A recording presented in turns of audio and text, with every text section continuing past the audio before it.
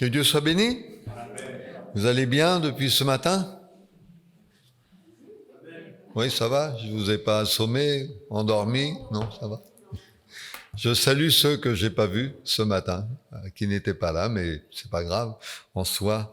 On est heureux de se retrouver pour partager la bonne parole du Seigneur, et comme l'a dit Nathan, on veut partager l'évangile, la bonne nouvelle du salut en Jésus-Christ. Et je vous propose de faire une lecture dans l'évangile selon Luc. Je pense qu'elle va s'afficher au chapitre 11, et nous lisons à partir du verset 1er jusqu'au verset... ça vient, Raphaël. Jusqu'au verset 13. Voilà, ok. Et puis, on va surtout méditer les versets 5, du verset 5 au verset 13, mais c'est bien de faire la lecture à partir du verset 1er. Luc chapitre 11, verset 1er, il est dit ceci: Jésus priait un jour en un certain lieu. Lorsqu'il eut achevé, un de ses disciples lui dit: Seigneur, enseigne-nous à prier comme Jean l'a enseigné à ses disciples. Il leur dit: Quand vous priez, dites: Père, que ton nom soit sanctifié, que ton règne vienne. Donne-nous chaque jour notre pain quotidien. Pardonne-nous nos péchés, car nous aussi nous pardonnons à quiconque nous offense, et ne nous induis pas en tentation. Il leur dit encore: Si l'un de vous a un ami, et qu'il aille le trouver au milieu de la nuit pour lui dire: Ami, prête-moi 3 pains, car un de mes amis est arrivé de voyage chez moi, et je n'ai rien à lui offrir. Et si, de l'intérieur de sa maison, cet ami lui répond: Ne m'importune pas, la porte est déjà fermée, mes enfants et moi nous sommes au lit, je ne puis me lever pour te donner des pains. Je vous le dis, même s'il ne se levait pas pour les lui donner parce que c'est son ami, il se lèverait à cause de son importunité et lui donnerait tout ce dont il a besoin. Et moi je vous dis, demandez et l'on vous donnera, cherchez et vous trouverez, frappez et l'on vous ouvrira, car quiconque demande reçoit, celui qui cherche trouve, et l'on ouvre à celui qui frappe. Quel est parmi vous le père qui donnera une pierre à son fils s'il lui demande du pain? Ou s'il demande un poisson, lui donnera-t-il un serpent au lieu d'un poisson? Ou s'il demande un œuf, lui donnera-t-il un scorpion? Si donc, méchants comme vous l'êtes, vous savez donner de bonnes choses à vos enfants, à combien plus forte raison le Père Céleste donnera-t-il le Saint-Esprit à ceux qui le lui demandent? Donc avant d'entrer dans le vif du sujet, je voudrais qu'avec le dernier verset que nous avons lu, que nous sachions que un des autres auteurs de l'Évangile dit ceci: à combien plus forte raison le Père Céleste donnera-t-il de bonnes choses à ceux qui les lui demandent? Et bien évidemment, le Saint-Esprit fait partie des bonnes choses que nous pouvons et que nous devons demander.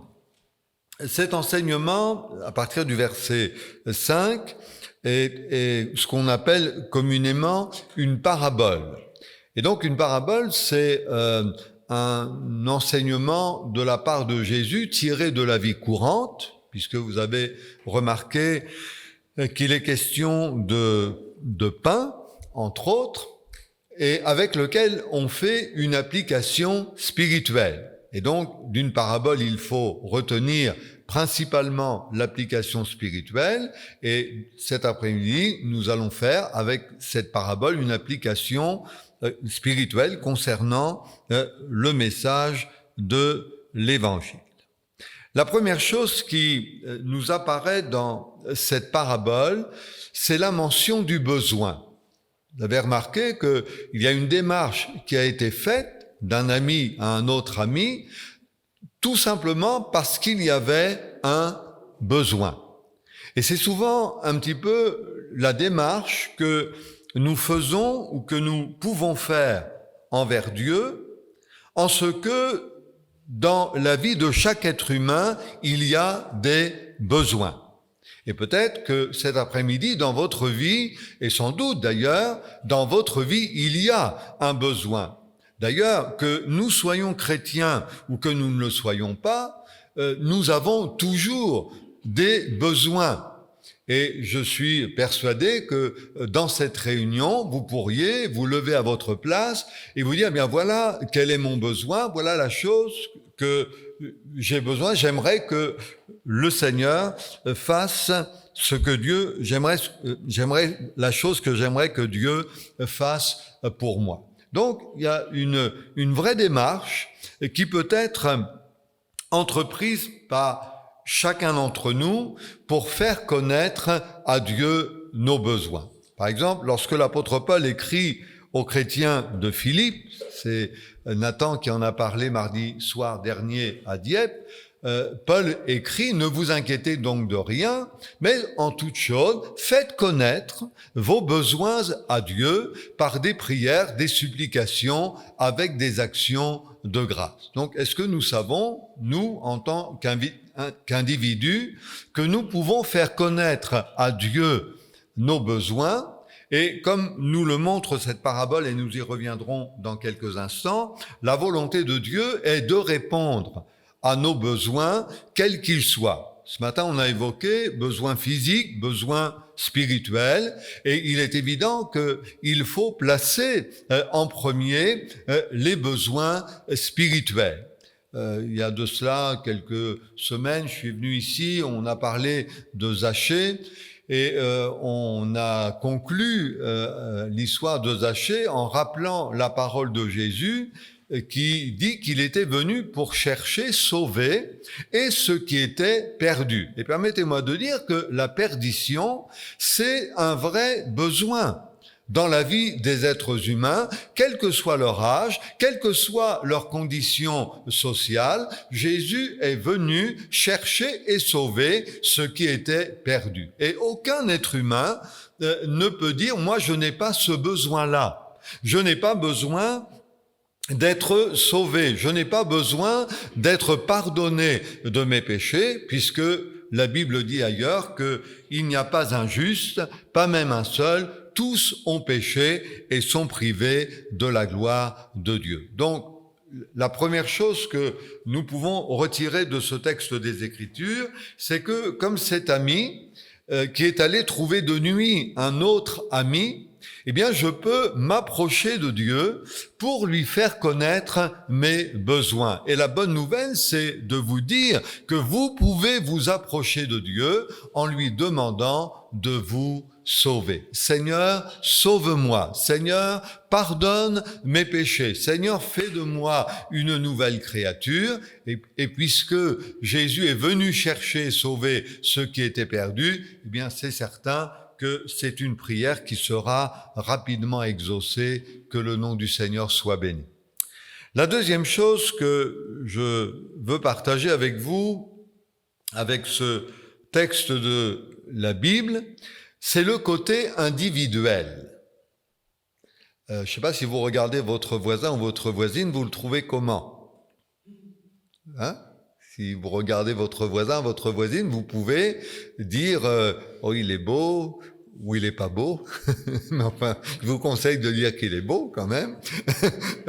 Vous pouvez dire « il est bien »,« il est sympathique », parce que nous avons toujours tendance à regarder les autres. Et même en ce qui concerne le péché, on regarde toujours les autres. Quand on regarde le monde, on se dit, mais c'est un monde pécheur. Il y a beaucoup de mal dans le monde. Et on dit, mais oui, les êtres humains sont méchants.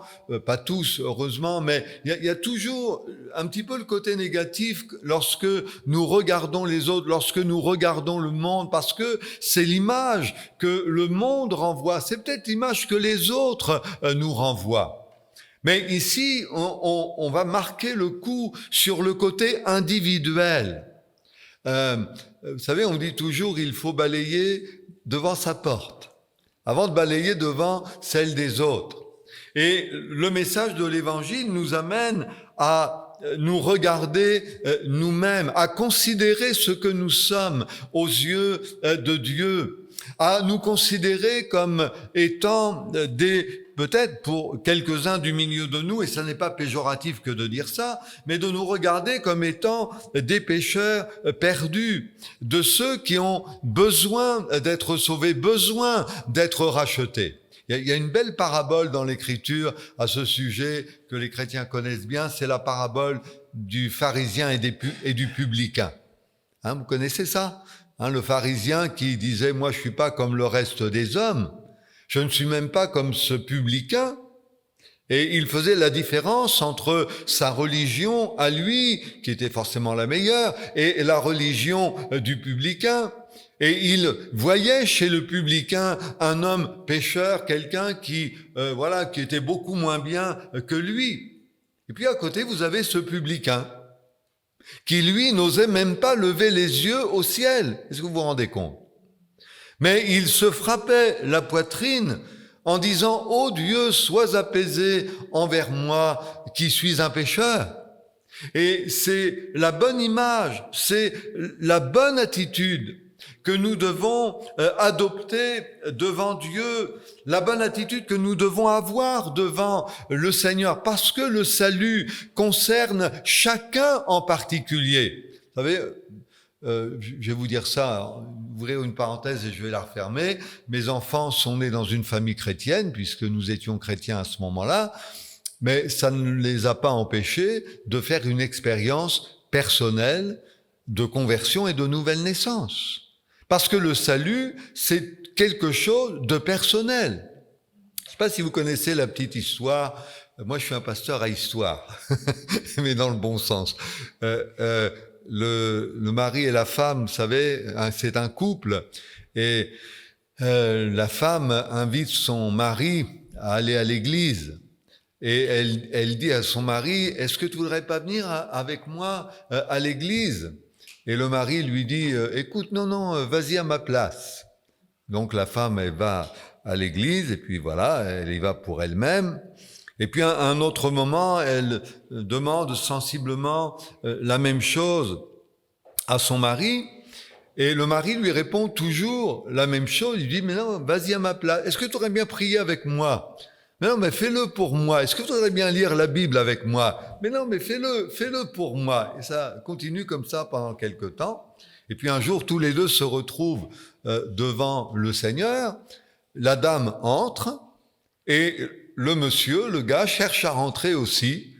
Et le Seigneur lui dit, « Mais ta femme est rentrée à ta place. » Est-ce que vous comprenez ce que ça veut dire ? Le salut, c'est quelque chose de personnel. La Bible dit « celui qui croira et qui sera baptisé sera sauvé ». Et elle ajoute « celui qui ne croira pas sera condamné ». Voyez-vous, il y a un libre choix en fin de compte. L'évangile n'est pas quelque chose qui s'impose. L'évangile, ça n'est pas « tu dois ». L'évangile, ça n'est pas « il faut ». L'évangile, c'est une invitation, la plus belle qu'il soit, la plus importante qu'il soit. Le meilleur choix que l'on puisse faire dans une vie, c'est de répondre au Dieu vivant et vrai. Celui qui croira et qui sera baptisé sera sauvé, celui qui ne croira pas sera condamné. Et vous avez remarqué certainement dans la lecture que nous avons fait ensemble que lorsque l'ami va frapper à la porte, permettez-moi de faire cette comparaison, à un moment donné, la porte va s'ouvrir. Et il va répondre à son ami, non pas parce que c'était son ami, mais à cause de son importunité. Et je voudrais vous dire, mes frères et sœurs et amis, que lorsque nous frappons à la porte de Dieu, nous ne trouvons pas une porte fermée. Mais le Seigneur s'empresse de nous ouvrir. D'ailleurs, c'est Jésus qui a dit « Je suis la porte. Si quelqu'un entre par moi, il sera sauvé. » Ça a été rappelé pendant les chants. Nous avons un accès libre au trône de la grâce. Dieu n'est pas sourd. Dieu ne joue pas à cache-cache avec nous, mais peut-être qu'il attend de notre part que nous frappions à sa porte. Dieu ne s'impose pas. L'Évangile ne s'impose pas. Mais l'Évangile est une invitation permanente. Quand vous prenez par exemple l'Évangile, ne cherchez pas, mais quand vous prenez l'Évangile selon Matthieu au chapitre 11 et au verset 28, vous trouverez la plus merveilleuse invitation lorsque Jésus dit « Venez à moi, vous tous qui êtes fatigués et chargés, et je vous donnerai du repos. Prenez mon joug sur vous, recevez mes instructions, et vous trouverez du repos pour vos âmes. » L'Évangile ne s'impose pas, la grâce de Dieu ne s'impose pas, mais l'Évangile de Jésus-Christ demeure la plus belle et la plus merveilleuse invitation. Est-ce que vous voulez frapper à la porte? Est-ce que vous voulez dire au Seigneur, Seigneur, j'ai besoin, non pas de 3 pains, mais j'ai besoin de pardon, j'ai besoin de joie, j'ai besoin de paix, j'ai besoin de guérison, j'ai besoin, Seigneur, de retrouver ce que j'ai perdu, j'ai besoin de ta grâce. Est-ce que vous voulez frapper à la porte du Seigneur et dire, Seigneur, oui, j'ai besoin, et en même temps, je crois que tu as le pouvoir de m'accorder ce dont j'ai besoin. C'est le 3e point que je veux aborder avec vous concernant ce texte des Écritures. Lorsque l'ami va frapper à la porte, il ne sait pas ce qu'il va recevoir. C'est peut-être même pas si son ami va lui ouvrir. En tout cas, il ne sait pas ce qu'il va recevoir. Mais il le fait parce qu'il a confiance en son ami. Et c'est ça l'Évangile. Nous approchons de Dieu, nous demandons au Seigneur parce que nous avons confiance en lui. Et si nous n'avons pas confiance en Dieu, c'est la première démarche que nous devons entreprendre cet après-midi. Non pas seulement entendre parler de l'Évangile, non pas seulement chanter des chants sur l'Évangile, non pas seulement entendre dire que Jésus est mort et ressuscité pour nous, mais de savoir aussi que cet ami auquel nous nous adressons, c'est celui qui a la volonté, le désir et le pouvoir de nous répondre. Cet ami ne sait pas ce qu'il va recevoir. Il ne sait pas si son ami va lui ouvrir. C'est toute la différence avec nous. Parce que Jésus a dit, je ne mettrai pas dehors celui qui vient à moi. Savez-vous, chers amis, que dans une réunion comme celle-ci, vous pouvez prendre la décision de vous approcher de Dieu. Amen. Un jour, j'ai travaillé plusieurs années dans l'Assemblée de Rouen avec le frère Roger Copin, pour ceux qui connaissent, et d'autres frères. Et le dimanche après-midi, il y avait une réunion d'évangélisation à 17h30. Et il y avait toujours un couple qui se mettait là, à peu près où est Jocelyn et son épouse, se mettaient là, et la dame était convertie et elle amenait son mari à l'Évangile. Et donc, on voyait l'attitude de la dame qui chantait les cantiques, qui manifestait sa joie d'appartenir au Seigneur. Et puis à côté, on voyait le mari qui était là, les bras croisés, la tête baissée. Et puis, on voyait qu'il n'était pas forcément content d'être là, puisqu'il fronçait les sourcils avec une envie que que la réunion se termine. Et à chaque fin de réunion, il y avait un appel. Vous savez, comme on le fait quelquefois, on appelle, on dit, voilà, qui veut donner sa vie au Seigneur? Et le monsieur, il était là, aux premières loges, on va dire. Et il était toujours comme ça. Et pendant plusieurs réunions, pendant plusieurs mois, il est resté comme ça. Et pas à un moment, il a manifesté le désir de répondre à l'appel de Dieu. Et on se disait, on dit, mais voilà quelqu'un qui a vraiment le cœur fermé. Et puis un jour, un même dimanche, avec les mêmes cantiques, pas les mêmes cantiques, mais enfin presque, avec le même prédicateur, avec le même message, on a vu, au moment de l'appel, cet homme se lever venir sur le devant en pleurant et en demandant au Seigneur de pardonner ses péchés. Gloire à Dieu. Ce que nous ne pouvions pas faire, Dieu l'a fait. Et la bonne nouvelle de l'Évangile, c'est ça aussi. C'est de dire que le Seigneur a tout pouvoir. Et c'est parce qu'il a tout pouvoir que nous le prêchons. C'est parce qu'il a tout pouvoir que nous vous disons, que nous vous demandons de vous approcher de Dieu. C'est parce qu'il a tout pouvoir que nous vous invitons à placer votre confiance dans le Seigneur. Une dame me disait dernièrement, alors qu'on parlait ensemble de l'Évangile, elle disait, oui, je crois que Dieu peut faire ça. Mais je ne crois pas qu'il soit capable de faire ça. Et on essayait de la persuader, de lui dire, mais madame, Dieu a tout pouvoir, il peut tout pour vous. Et pas seulement quelque chose. Ne pas limiter Dieu dans sa sphère, ne pas limiter Dieu dans ses pensées. Mais de dire, le Seigneur peut quelque chose pour moi. Dieu peut quelque chose pour vous cet après-midi, quelle que soit la chose que vous lui demandiez. C'est très restreint de demander des pains. C'est très restreint. Il aurait peut-être pu demander beaucoup plus, comptant sur son ami, profitant de la relation qu'il y avait entre lui et son ami. C'était son ami. Donc il aurait pu, à la limite, demander beaucoup plus. Et c'est bien ce que Jésus essaie de nous faire comprendre. Quand il dit « et moi ». Voilà, vous avez une parabole qui est la parabole qu'on va appeler la parabole des amis. Vous avez entendu ce qu'elle dit, vous l'avez lu, vous l'avez compris. Mais moi, je vous dis. Et là, on quitte le terrain de la parabole et on s'occupe de ce que Jésus dit. Parce que ce qui importe, ce n'est pas ce que je dis ou ce que je pense.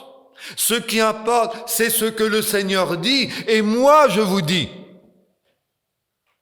Demandez et l'on vous donnera. Cherchez et vous trouverez. Frappez, pas votre voisin, et l'on vous ouvrira.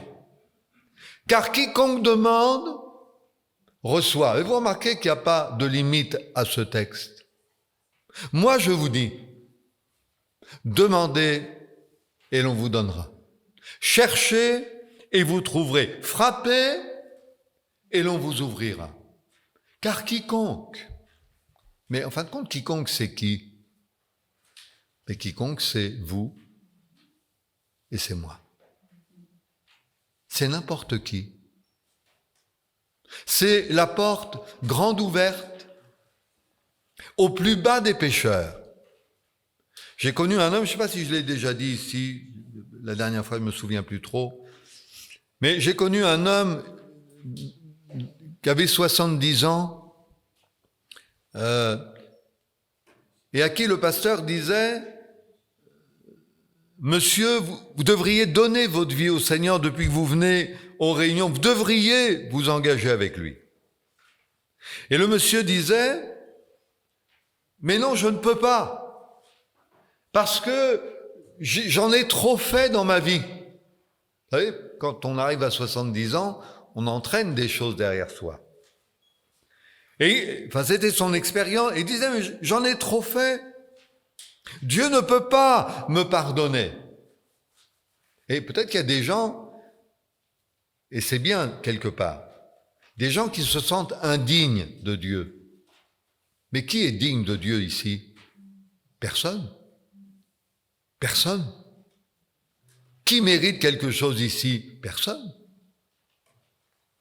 Et donc, ce monsieur se refusait à s'engager avec le Seigneur parce que pour lui, il en avait trop fait. Bon, il avait fait quelques coups mémorables, mais bon, c'était pas à ce point-là quand même. Et il a trouvé ce pasteur persuasif, insistant, lui disant que le Seigneur peut pardonner tous les péchés, qu'il peut pardonner tous les pécheurs, qu'il a le pouvoir de pardonner. Dieu n'a pas seulement la volonté de pardonner, mais il a le pouvoir. Vous savez, on dit quelquefois aux gens, « Ah, j'aimerais bien faire ça, mais je ne peux pas. » Est-ce que ça vous est arrivé de dire, « Ah, j'aimerais bien, mais je ne peux pas. Je ne peux pas me séparer d'une mauvaise habitude. Je ne peux pas me séparer de mes mauvaises pensées. Je ne peux pas me séparer de ceci, je ne peux pas me séparer de cela. Pourtant, j'aimerais bien, mais je ne peux pas. C'est plus fort que moi. » On a tous employé cette expression-là. C'est plus fort que moi. Eh bien, je vais vous dire, il y a quelqu'un qui est plus fort que ce qui est plus fort que vous. Gloire à Dieu. Et qui, à la croix du Calvaire, Jésus a porté vos péchés. Il s'est chargé de vos iniquités. Et en portant vos péchés, en portant vos iniquités, Jésus a pris tout avec lui. Et en fin d'histoire, cet homme dont je vous parle a fini par céder au pasteur et en même temps au Seigneur, avant tout. Et il a accepté le fait que le Seigneur était capable de pardonner ses péchés. Savez-vous que quand on est pardonné de ses péchés, on ne ressent pas forcément quelque chose, puisque la Bible nous demande seulement de croire. Celui qui croira et qui sera baptisé, plongé dans l'eau, immergé, celui-là sera sauvé. Mais celui qui ne croira pas sera condamné. Et c'est ce que le Seigneur veut éviter lorsque nous entendons l'Évangile. Dieu veut nous éviter la condamnation. Dieu veut nous éviter la condamnation. Il veut nous éviter de rester loin de lui. Et c'est pourquoi cet homme va frapper à la porte de son ami, et je vous invite cet après-midi, chers amis, à frapper à la porte de la grâce de Dieu. Il y a un verset qui m'a souvent fait du bien, que j'ai gardé comme comprenez bien ce que je vais dire, comme un verset fétiche. C'est lorsque l'auteur de l'Épître aux Hébreux dit ceci: « Approchons-nous donc avec assurance du trône de la grâce pour trouver grâce, miséricorde et être secourus dans nos besoins. » Ce verset m'a accompagné du début de ma conversion jusqu'à aujourd'hui, et c'est toujours le verset que je préfère. Approchons-nous donc avec assurance du trône de la grâce pour trouver grâce, miséricorde et être secourus dans nos besoins. Est-ce que vous voudriez le faire cet après-midi? Est-ce que vous voudriez vous approcher du trône de la grâce? Et si vous le faites, vous trouverez grâce, miséricorde. Si vous vous approchez avec foi, si vous faites confiance à celui qui a payé le prix pour vous. Vous avez remarqué que, je vais terminer par là, que cet homme qui est venu chercher ses pains et qui a obtenu gain de cause a été exaucé à cause de son importunité. C'est-à-dire qu'il n'a pas cessé de demander, en fin de compte. C'est parfois une leçon aussi dans la vie chrétienne, dans la vie avec le Seigneur, savoir persévérer dans ce que nous demandons, faire preuve de persévérance, d'importunité auprès du Seigneur. On dit souvent que Dieu, et on cite ce verset, Dieu sait de quoi nous avons besoin avant que nous le lui demandions. Et on dit, mais ça sert à quoi de demander à Dieu, puisqu'il sait de quoi on a besoin? Mais ça sert à manifester notre confiance en lui, c'est ça. C'est uniquement ça. On demande et on persévère dans nos demandes, c'est la preuve que nous avons confiance dans le Dieu vivant et vrai. Alors vous avez certainement besoin de plus de 3 pains, vous avez besoin de salut, vous avez peut-être besoin de pardon, peut-être besoin de guérison, mais en tout cas nous pouvons suivre l'exemple de cet ami, voilà, on peut s'approcher de Dieu et on peut lui dire, Seigneur, oui, j'ai besoin de cela dans ma vie et je te demande de m'aider, de me secourir, d'exaucer ma prière, de me sauver. Si vous avez besoin d'être sauvé, profitez de cette réunion pour dire, Seigneur, eh bien, sauve-moi, pardonne mes péchés, fais de moi une nouvelle créature, que le nom du Seigneur soit béni. On va prier le Seigneur si vous le voulez bien.